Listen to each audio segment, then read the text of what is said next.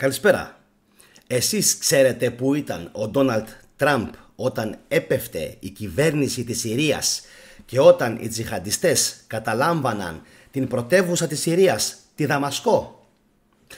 Αυτό είναι το θέμα της σημερινής εκπομπής, το οποίο θα το αποκαλύψω σε λίγα λεπτάκια. Φυσικά, όπως πάντα, πριν ξεκινήσω την εκπομπή, να σας υπενθυμίσω να κάνετε όλοι εγγραφή στο κανάλι, να κάνετε like σε αυτή την εκπομπή, φυσικά να μοιραστείτε αυτό το βίντεο με όσους θέλετε και να υπενθυμίσω πως μέχρι και σήμερα τα ξημερώματα της Δευτέρας βασικά θα είναι ακόμα ανοιχτή η playlist για την Ταρτάρια, οπότε όσοι θέλετε μπορείτε να προλάβετε να παρακολουθήσετε όλες τις εκπομπές όσο παραμένουν ακόμα ανοιχτά τα βίντεο. Λοιπόν, πού πιστεύετε, και μάλλον αν γνωρίζετε, πού πιστεύετε ότι μπορεί να βρισκόταν ο Ντόναλντ Τραμπ, ο οποίος ορκίζεται τον Γενάρη, υπενθυμίζω, όταν έπεφτε η κυβέρνηση της Συρίας?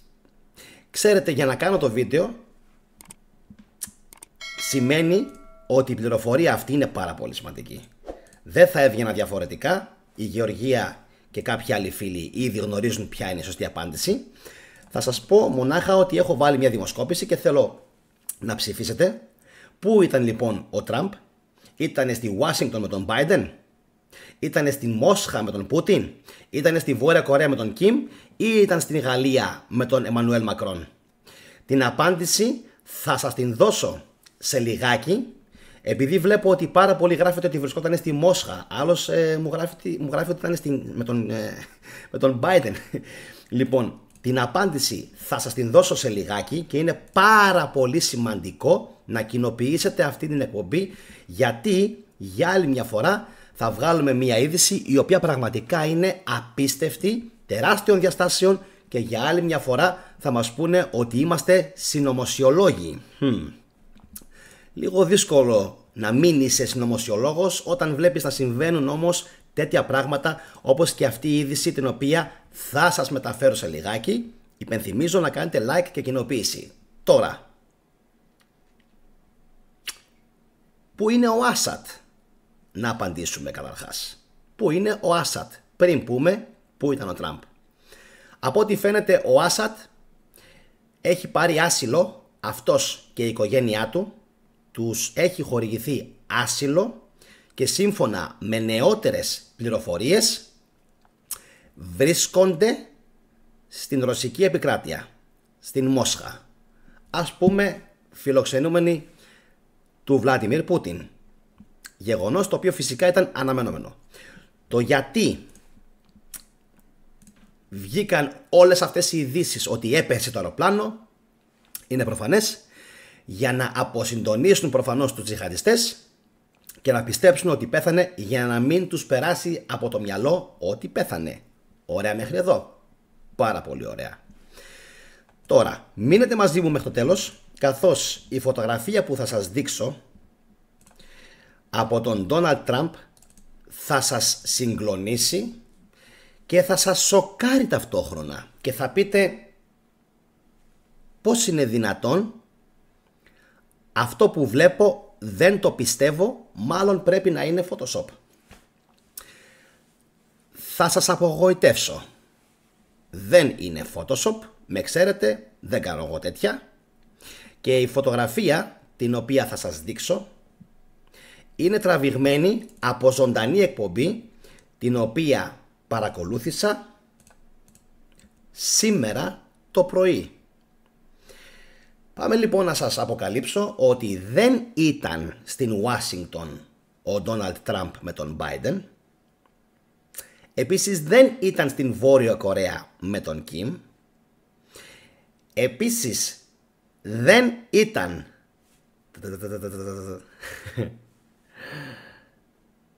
στη Μόσχα με τον Βλάντιμιρ Πούτιν.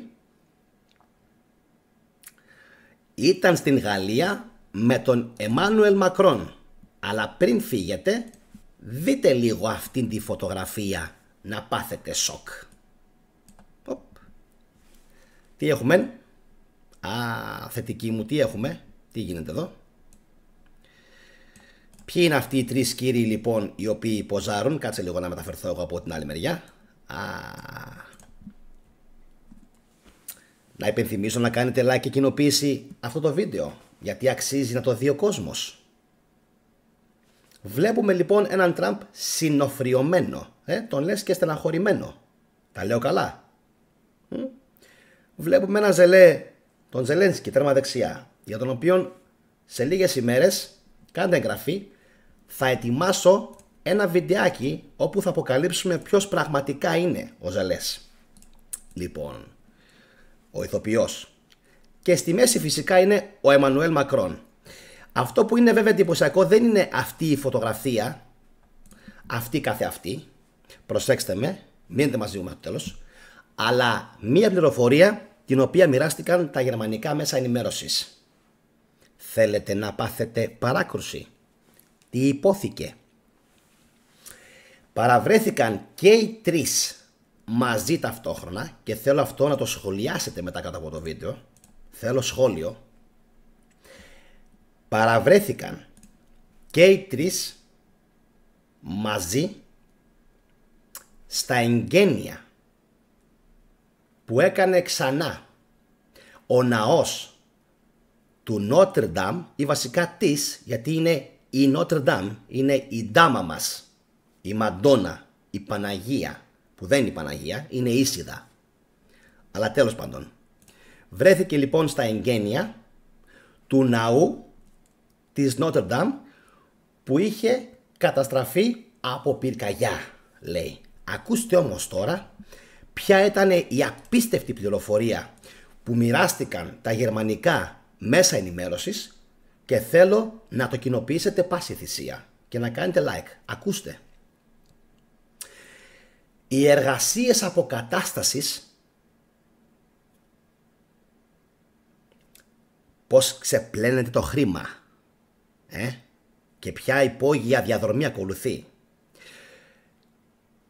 Οι εργασίες αποκατάστασης για την εκκλησία του Νότρ Ντάμ μετά την πυρκαγιά του 19 που είχε γίνει, γιατί είπανε πριν 5 χρόνια ότι έγινε αυτό, κόστισαν, λέει, κρατηθείτε, θα πάθετε παράκωση, 600 εκατομμύρια ευρώ στον γαλλικό λαό.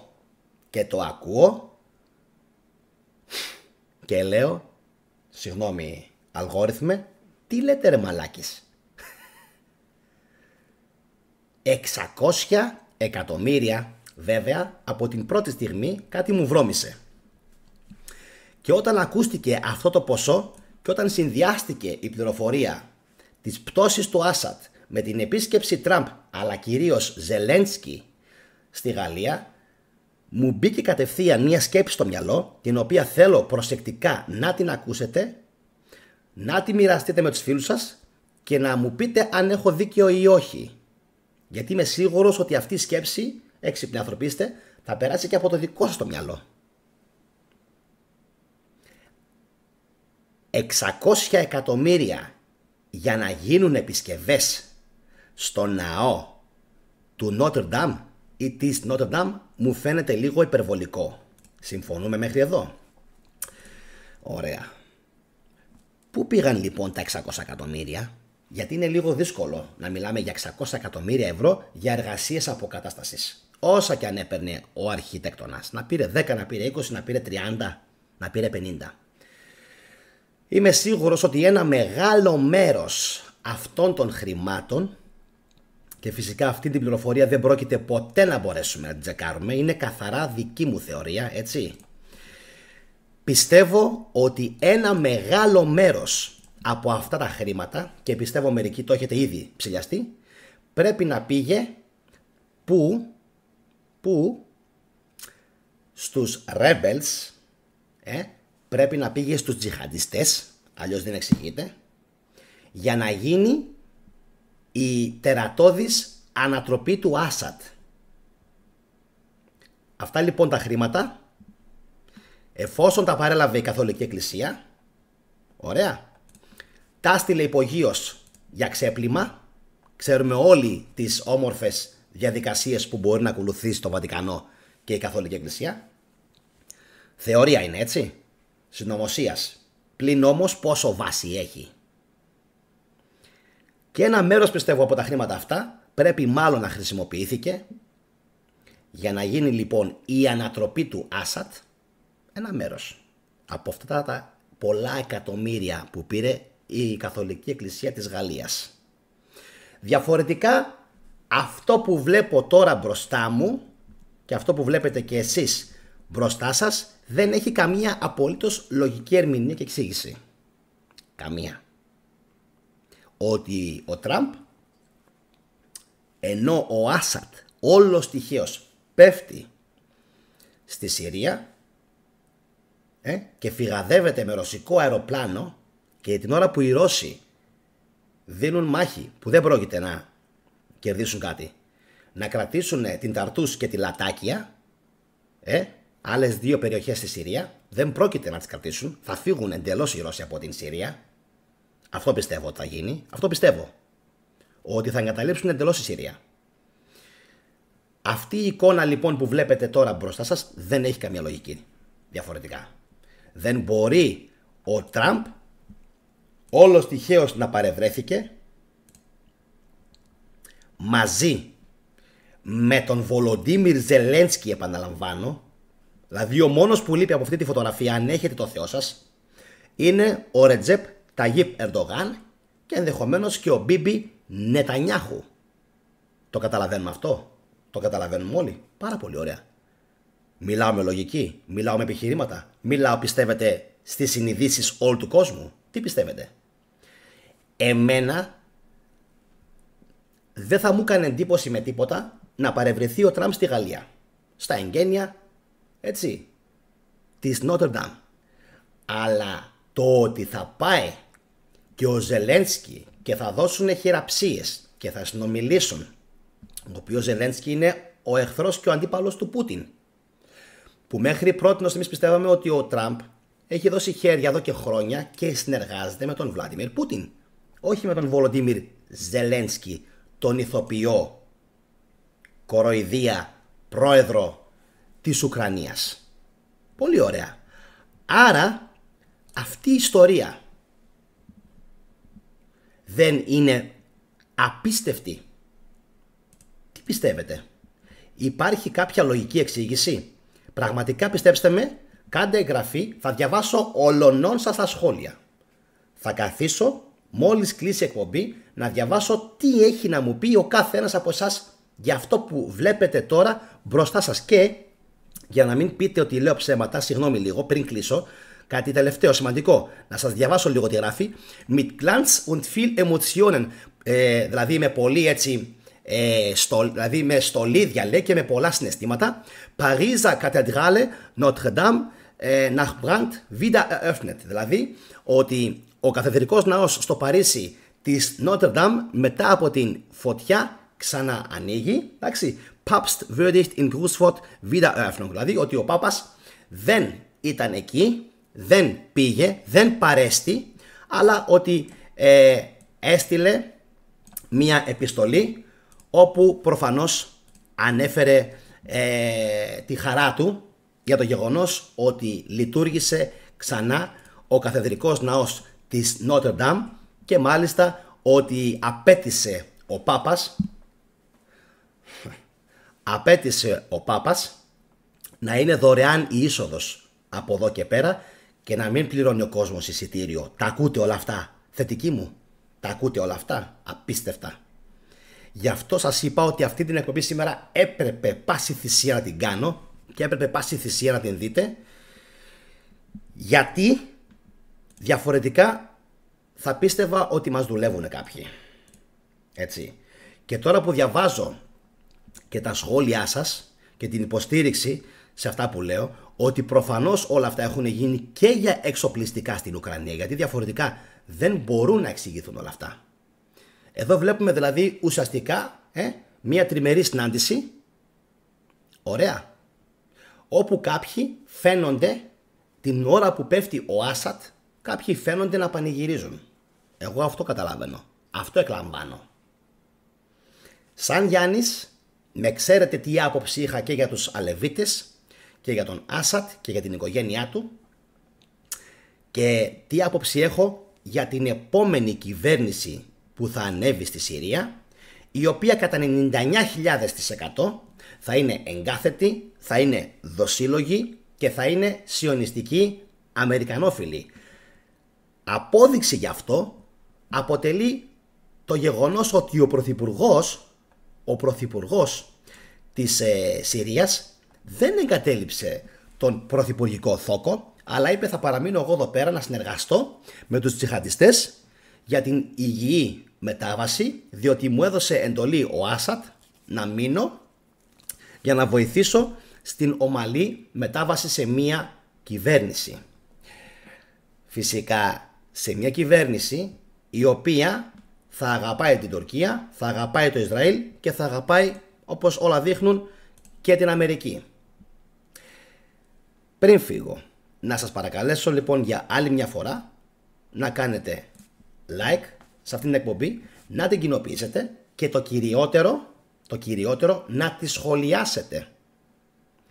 Αν σας φάνηκαν λίγο έτσι παράξενα όλα αυτά που ακούσατε, ξαναδείτε την εκπομπή με την ησυχία σας από την αρχή και σχολιάστε μου. Είμαι πάρα πολύ περίεργος να δω τι θα μου γράψετε σήμερα κάτω στα σχόλια και για αυτό το συμβάν με αυτή τη φωτογραφία, και εννοείται και για το γεγονός ότι η Ρωσία προς το παρόν, το τόνισα και το μεσημέρι, προς το παρόν φαίνεται να χάνει τον πόλεμο, αφού έπεσε ένα τεράστιο προπύργιό της που ακούει στο όνομα Συρία. Αυτά από μένα. Σας περιμένω στα σχόλια να δω την ανταπόκρισή σας. Να είστε όλοι καλά. Εύχομαι καλή εβδομάδα σε όλους. Γεια σας.